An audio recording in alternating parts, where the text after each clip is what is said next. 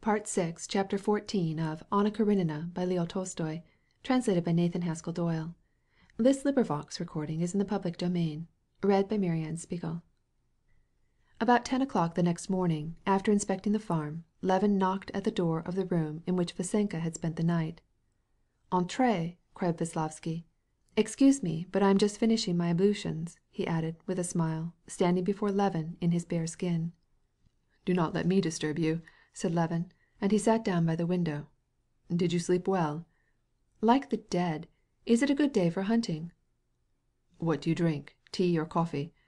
"Neither. I always go down to breakfast. I am mortified at being so late. The ladies, I suppose, are already up? A splendid time for a ride. You must show me your horses."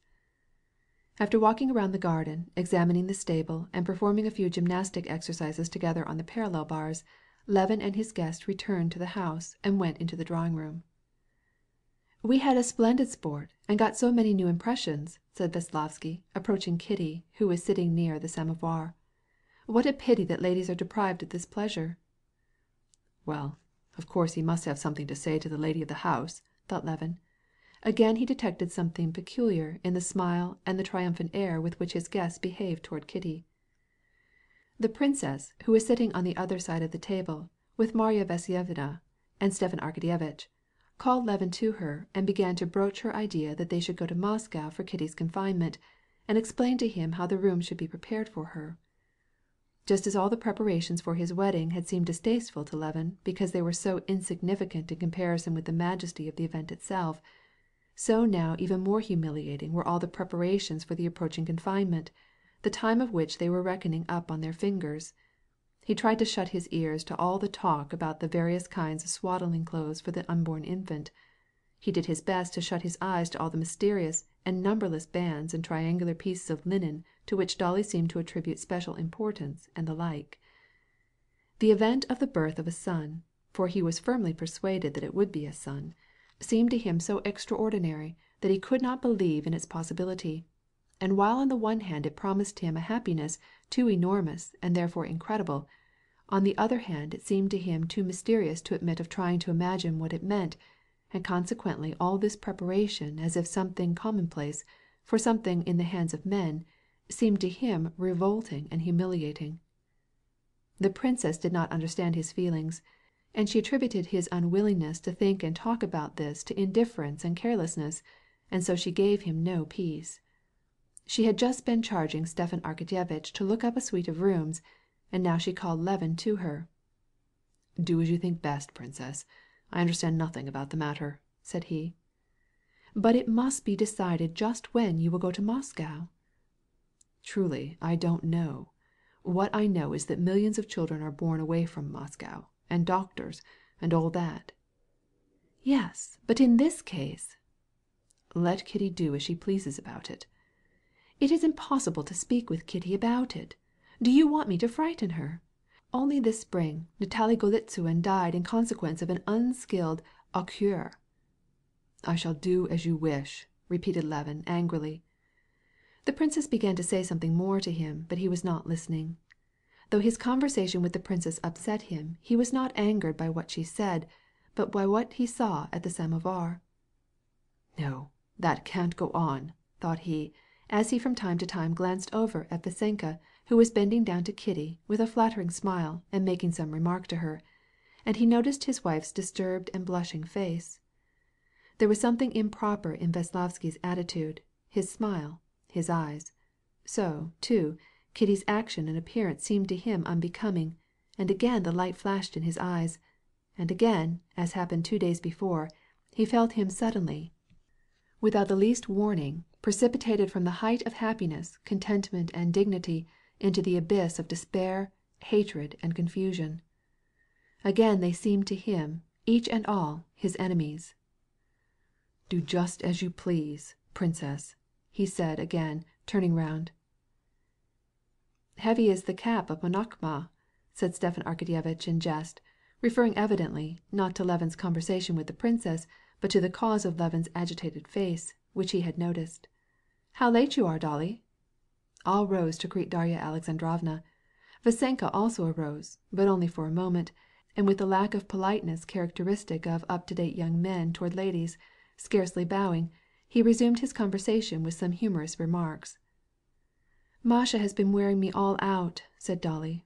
"She did not sleep well, and she is terribly fretful today." The conversation which Vasenka and Kitty were engaged in once more turned, as it had the evening before, on Anna, and whether love could hold outside the conventions of society.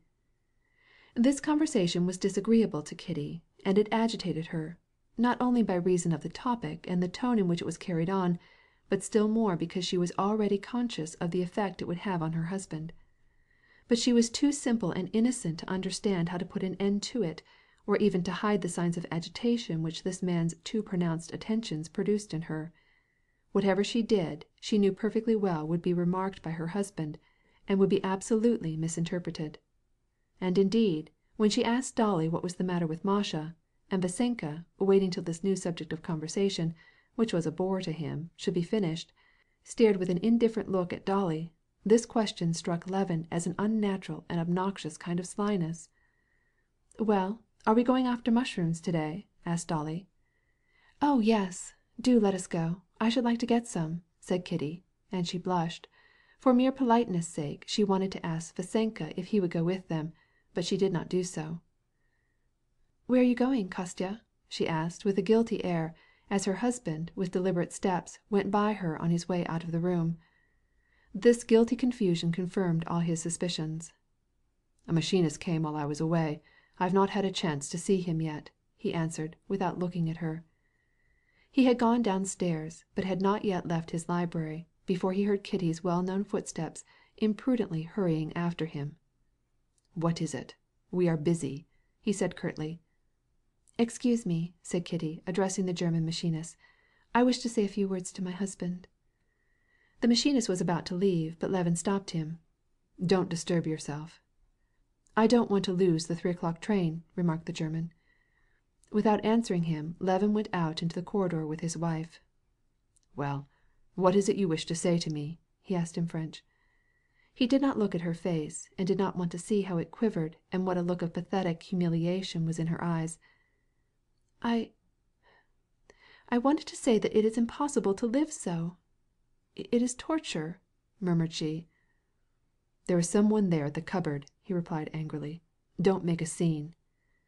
"Then let us go in here, then." Kitty wanted to go into the next room, but there the English governess was teaching Tanya. "Then let us go into the garden." In the garden they ran across a muzhik who was weeding a path. And now, no longer thinking that the muzhik would see her tearful or his agitated face, not thinking that they were in sight of people, as if running from some unhappiness, they went with swift steps straight on, feeling that they must have a mutual explanation, and find some lonely spot where they could talk, and free themselves from this misery that was oppressing them both. "It is impossible to live so. It is torture.